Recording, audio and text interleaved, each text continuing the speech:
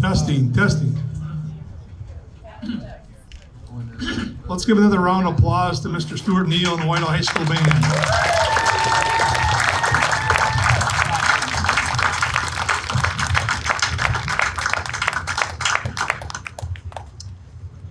If you haven't already, please stop behind the bandstand. There's some delicious ice cream back there, so you get a little dessert for tonight. At this time, I would like, if you are able, to please stand, remove your hats, and join the Stouthearted Men in singing the Star Spangled Banner.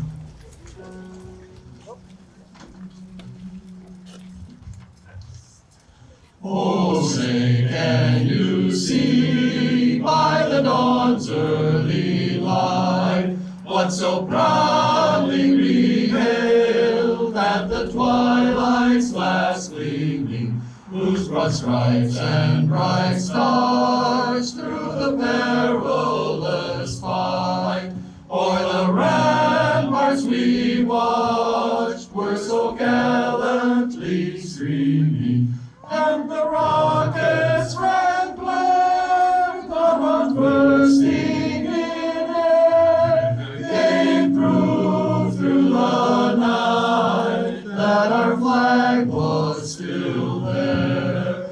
Oh, say does that star-spangled banner yet wave o'er the land of the free and the home of the brave.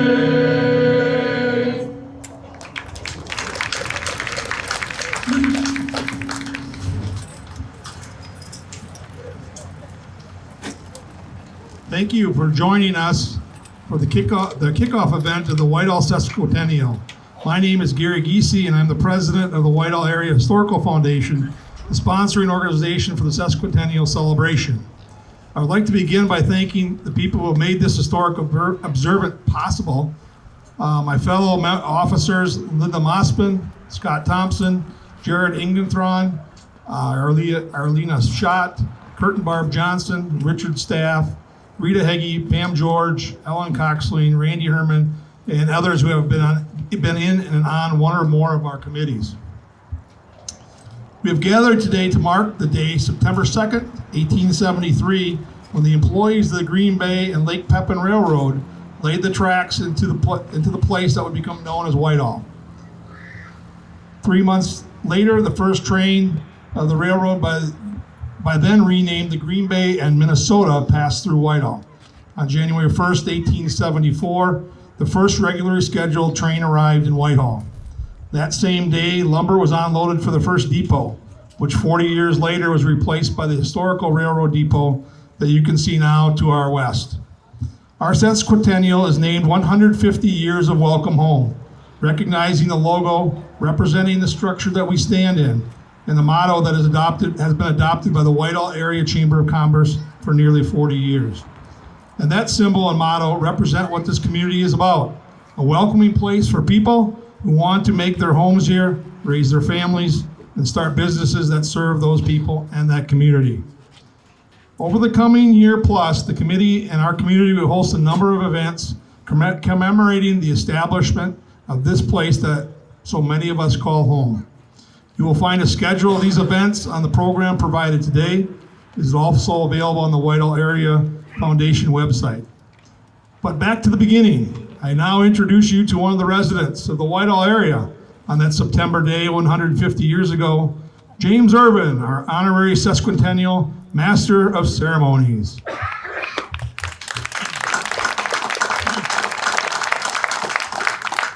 Thank you, Mr. Giese. Can everyone hear me all right out there? Really close. All right, I guess I gotta get really close. Yep, Irvin's the name, James Irvin, Uncle James Irvin. The name Irvin should be familiar to you. I was born in New Jersey in 1808 and came here about the time that Trempealeau County became a county. At that time, it was the town of Preston. And if that sounds like Blair, To you Whitehall folks, you need to get over it. They said I own the land that Whitehall was built on. I wish I did, but that was those railroad men. Still, I did all right. I divvied up the farm, built that big house at the end of Main Street up there, sold that to the newspaper guy at Beach. I made a pretty good profit on it too. I owned a hotel for a while. I sold a building that they moved downtown. Tied up Main Street for days at the time. I was a legendary hunter, fisherman, trapper, and they said I could walk further and faster than a man half my age. But that's only half the story. I could outwalk a man a quarter my age if I got to choose the route and could lose him. I see you've named a street and a creek and a coulee after me, but you spell them different. Some even spelled my name Irving. Some called me Grandpa Irving.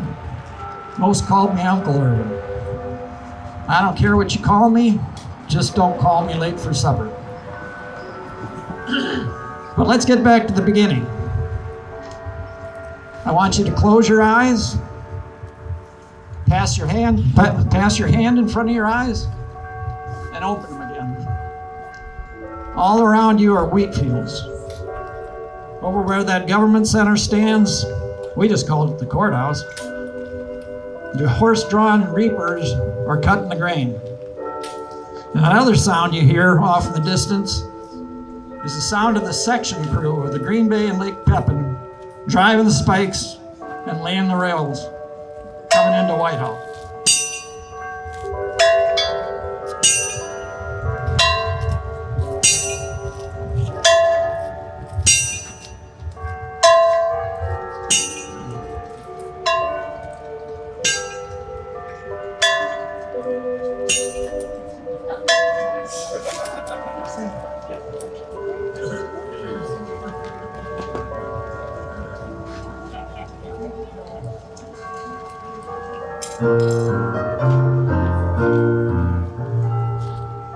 Oh, I've been working on the railroad all the livelong day. I've been working on the railroad just to pass the time away. Don't you hear the whistle blowing? Rise up so early in the morn. Can't you hear the captain shouting? Oh, Dinah, blow your horn. Say, can't you hear the captain shouting? Oh, Dinah, blow your horn. Dinah, won't you blow? Dinah, won't you blow? Dinah, won't you blow your horn? Dinah, won't you blow? Dinah, won't you blow? Dinah, won't you blow your horn? Someone's in the kitchen with Dinah. Someone's in the kitchen, I know. Someone's in the kitchen with Dinah. Someone on the old banjo. V-I-Philly-I-O. V-I-Philly-I-O. V-I-Philly-I-O. Strumming on the old banjo.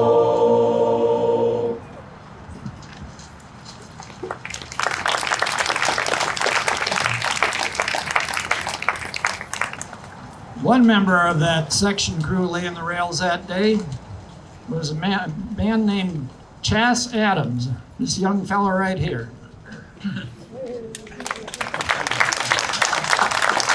The railroad, of course, went all the way to the river, but Chas liked the look of the Whitehall so well, he came back to live.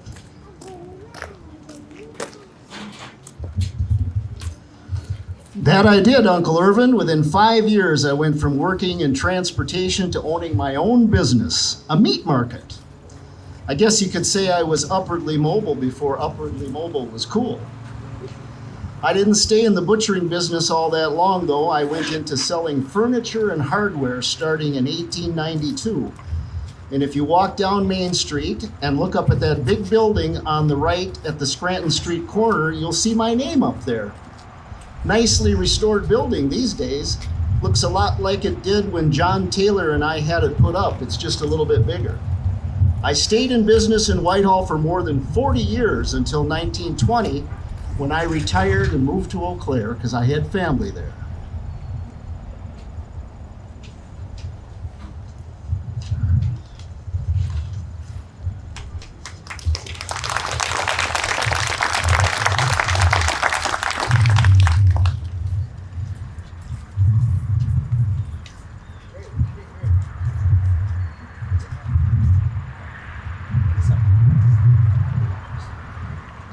The Green Bay and Lake Pepin, later renamed the Green Bay in Minnesota, ended at Winona on the Mississippi River.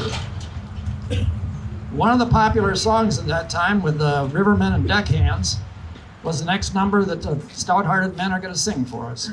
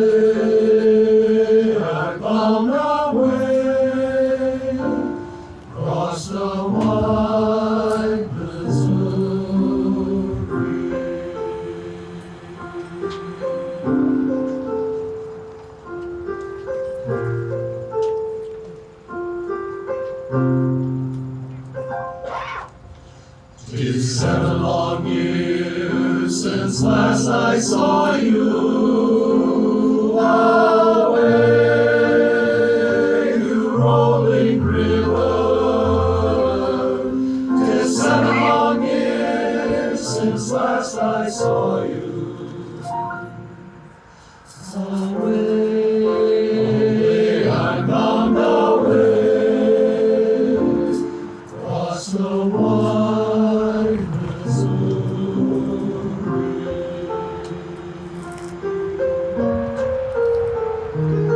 Farewell, goodbye, I shall not grieve you away,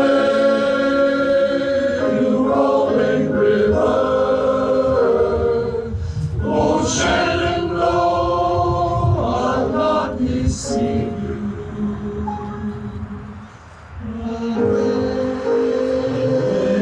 I'm bound away across the wide Missouri.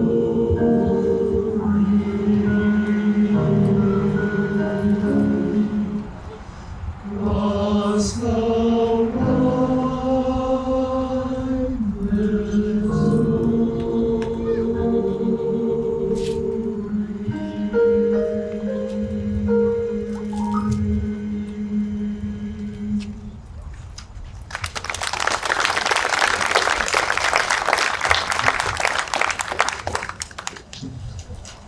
It wasn't that long after the railroad came through, people started moving into town.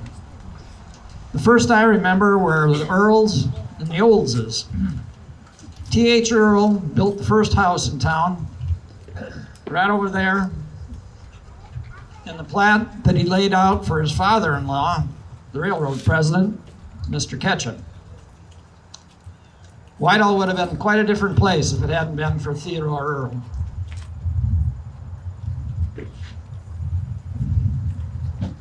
And I might not have made it a different place if I had not married right. My father-in-law, Henry Ketchum, president of Green Bay and Minnesota Railroad, when the rails were laid through here, owned the land where Whitehall was established. I laid out the original plat 16 blocks behind us. We named the streets after the investors and the officers of the railroad. Well, except for my wife's father. I built the first house in Whitehall, and that first plat, back over there. Don't look like much now, but for many years it was one of the nicest homes in town. The oldest later lived there. I created one of the first editions of the original plat. I operated the first lumberyard for C.N. Payne of Arcadia, but later owned my own yard here. I was also one of the owners of the first grist mill with Henry Getz and others. Now, some call me the father of Whitehall and credited me for bringing the Trempealeau County seat here a decade or so later. Now, they also said I was opinionated and profane.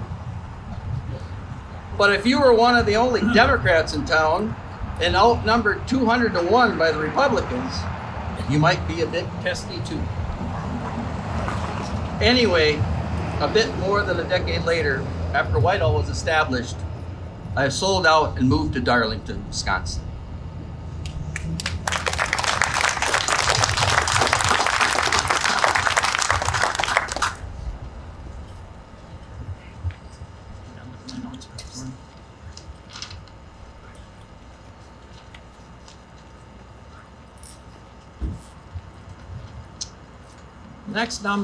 Next number by the Stouthearted Men is a song that was popular at the time of the Whitehall Sesquicentennial, 50 years later. I don't know if they made a big deal about it then, because I was long gone.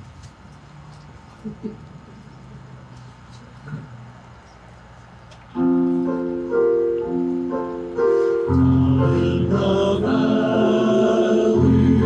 the valley so low,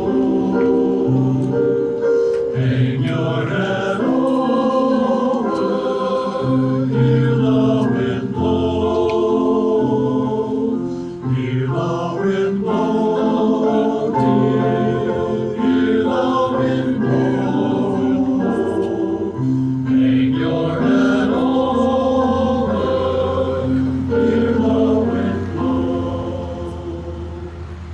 Roses love sunshine, the violets love dew.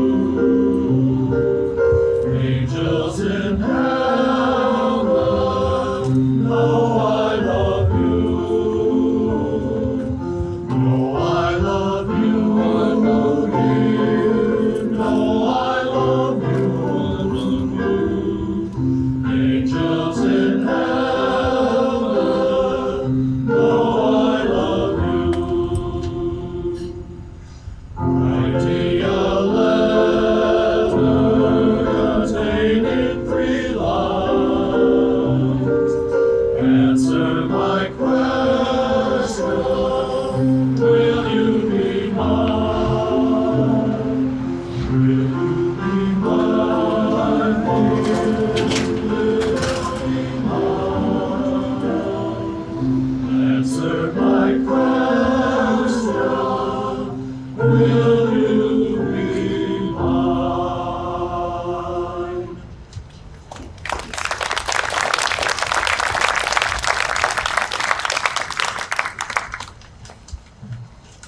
George Olds built the second house in town on Main Street, just north of Dodge Street over here. Modern business building now, but modern for me anyway. When George moved into town, he had a pretty little daughter named Hattie. Hattie grew up and married that newspaper man, Beach, and they bought my house. We're fortunate today to have 2 Hatties here. Hattie the little girl and Hattie the grown-up woman.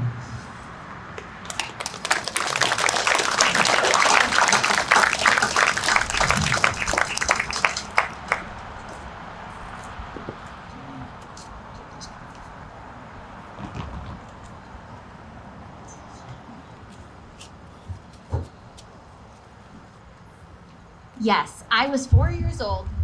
Oh, thank you. Yes, I was 4 years old when my father and I moved here from Pigeon. For a while, the only other children were T.H. Earls.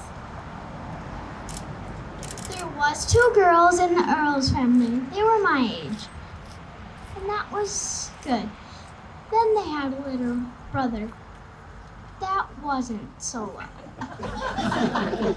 There wasn't much to do. There wasn't even a park. But they have such nice parks here now, don't they? Eventually, there were more children, including my lifelong friend, Eddie Getz, whose father had the first store in Whitehall. I grew up and married Joseph Beach, who had bought the newspaper a few years after it was moved here from Galesville. We bought Uncle Irvin's house up the south end of Main Street.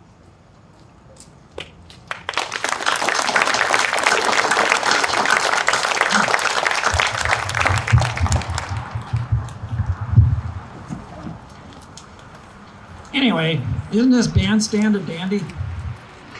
That young, yeah. That young wood feller, that Dave the Second, he did a good thing, fixing it all up, restoring it. Back in my day, we didn't have anything this fancy. Whitehall Cornet Band would set up in the courthouse square over there, summer nights, where they'd play in a wooden bandstand that this one replaced. And if we wanted entertainment otherwise, if we wanted to cut a rug, we'd rent Scott's Hall back over there.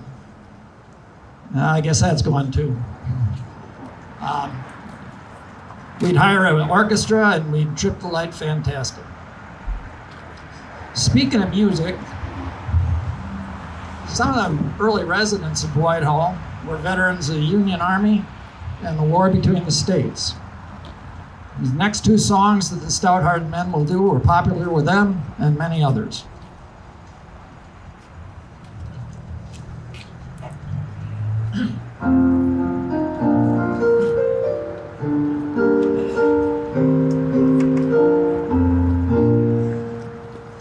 Mine eyes have seen the glory of the coming of the Lord. He is trampling out the vintage where the grapes of wrath are stored. He has loosed the faithful lightning of his terrible sword. His truth is marching on. Glory, glory, hallelujah. Glory, glory, hallelujah. Glory, glory, hallelujah. His truth is marching on. I have seen him in the watchfires of 100 circling camps. They have builded him an altar in the evening dews and damps. I can read his righteous sentence by the dim and flaring lamps. His day is marching on. Glory, glory, hallelujah. Glory, glory, hallelujah. Glory, glory, hallelujah. His truth is marching on.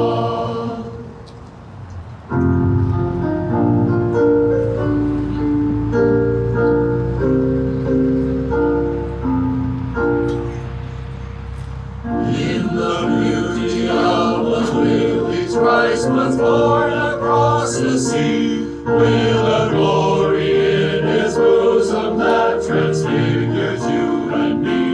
As he died to make men holy, let us die to make men free, while God is marching on.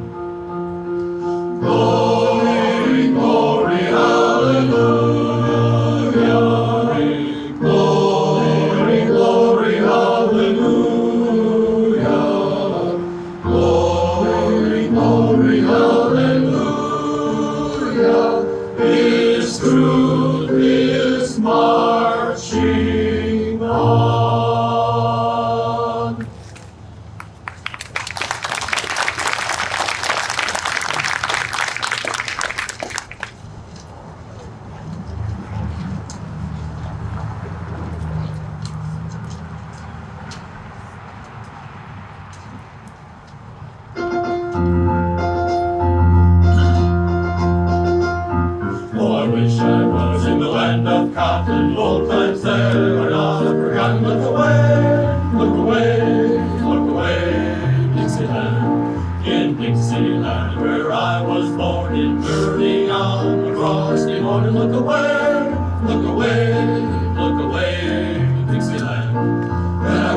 I was in Dixie, hooray, hooray.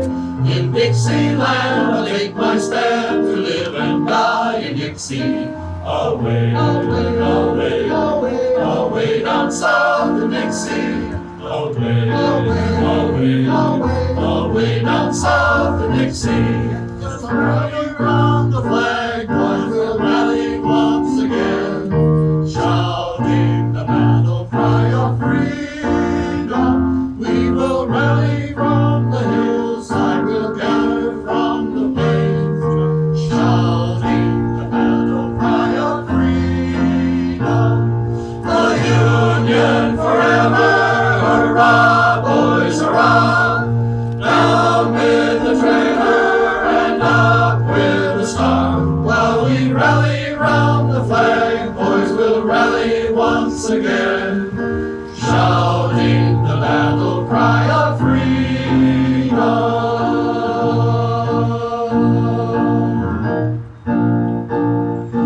Tramp, tramp, tramp, the boys are marching.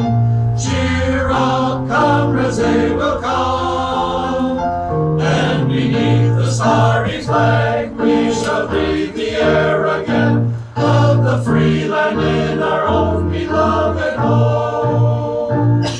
The Union forever, hurrah, boys, hurrah! Down with the traitor and up with the star.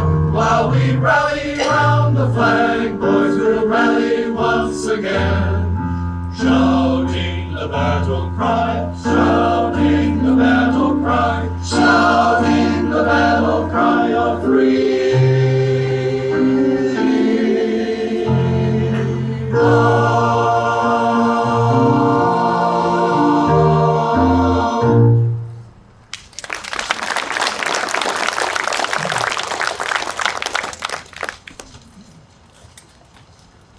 H.E. Getz built the first store in Whitehall. The name Getz will be familiar to a lot of people I see here today. Cyrus. First store was mid-block on Main Street between Dodge and Scranton. And part of that building still stands. But I'll have Henry himself explain that to you.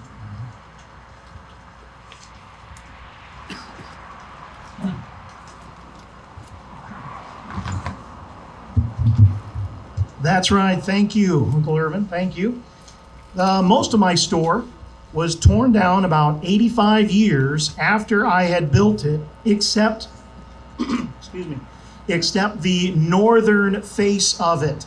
Now, I don't advocate for salons or the drinking of that demon liquid called alcohol. And I say that because in Whitehall's early years, we were a dry town. And many people don't know that. But if you step into this establishment just down the road here, I believe it's called CJ's, you're actually stepping into a part of Whitehall's history, the early history of Whitehall. And maybe if you ask them very politely for a temperance drink, they might help you with one. But yes, it is true, Uncle Irvin, I did have the first store in town. I sold dry goods, furniture, and some groceries. And I had a partner in the first grist mill here, Theodore and I. We were partners here in Whitehall, and we had a very profitable business. In the early 1890s, my son Edmund and I, Eddie, that you had mentioned, Eddie and I, we ran a hay and grain business. Well, later, after several years, I moved down to La Crosse, but my son, Eddie, he continued the business up until just recently, 1950. And so, yes, just recently, just that recent. And so, we have a lot of history here in Whitehall, and we're very proud. So, thank you, Uncle Irvin. Thank you.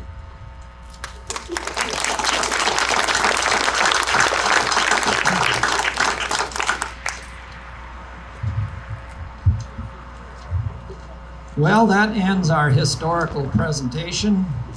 I hope you were taking notes because there may be a quiz later. Yeah, it won't be up at the school by my house. That went away a long time ago. The historical presentation is over, but I think those fine young musicians from Whitehall High School will play some more for us, and there may still be cookies and ice cream. Cookies and ice cream, maybe still back there.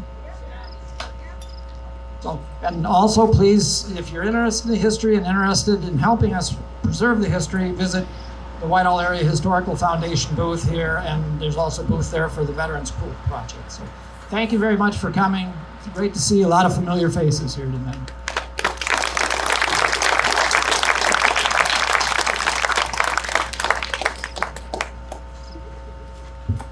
Before we leave, I'd like to thank some folks who helped make this program possible. Whitehall School District Drama Director Krista Kolstad for providing the costumes.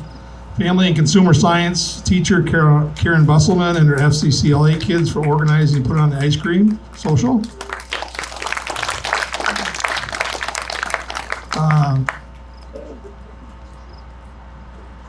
And our wardrobe lady, Bonnie Herbenson, who's been with the drama department for a long time. Thank you to her. Also to Eric and Jackie Goplin, and of course the Stouthearted Men right up here. Stuart Neal and his WHS musicians for entertaining us.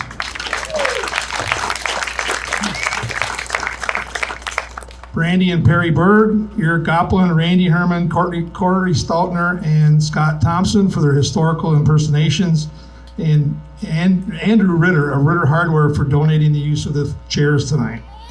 Well, let's give them all a round of applause.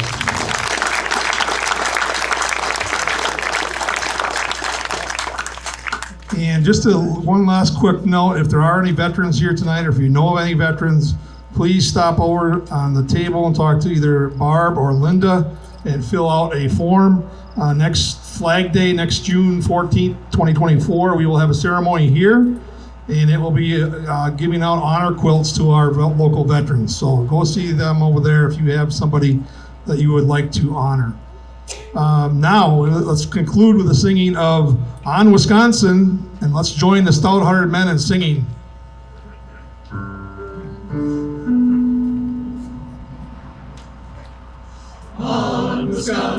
On Wisconsin, plunge right through that bar. Wisconsin, run the ball clear down the field, a touchdown sure this time.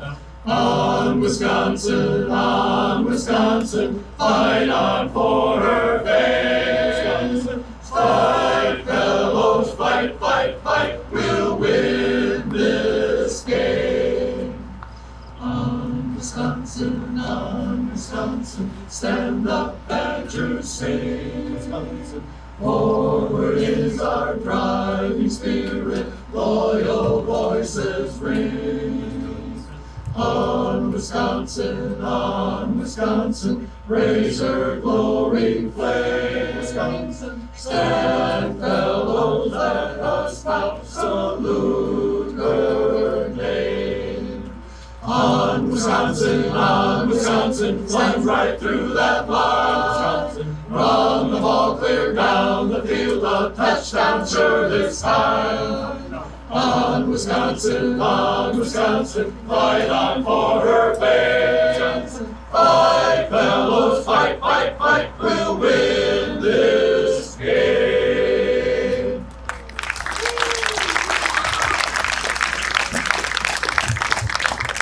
Mrs. Goplin, would you care to introduce these wonderful people back here? I'd like to introduce our accompanist, Susie Knickerbocker. She has been with us for a year now, so we appreciate her. And the sound system that one of our members, Dennis Ruda, please thank him a lot. He brought all this stuff, and yes, Dennis Ruda.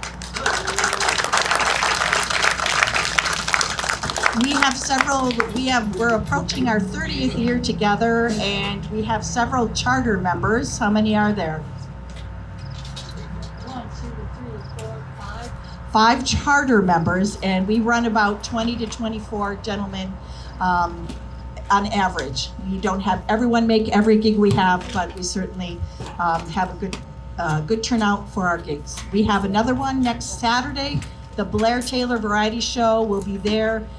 So come on over to Blair. It's in the auditorium. They have a beautiful auditorium over there. So thank you. It's been fun to be a part of this, and have a good evening. We're going to just do some of our songs. We're going to practice a little bit. So enjoy a few more songs from us.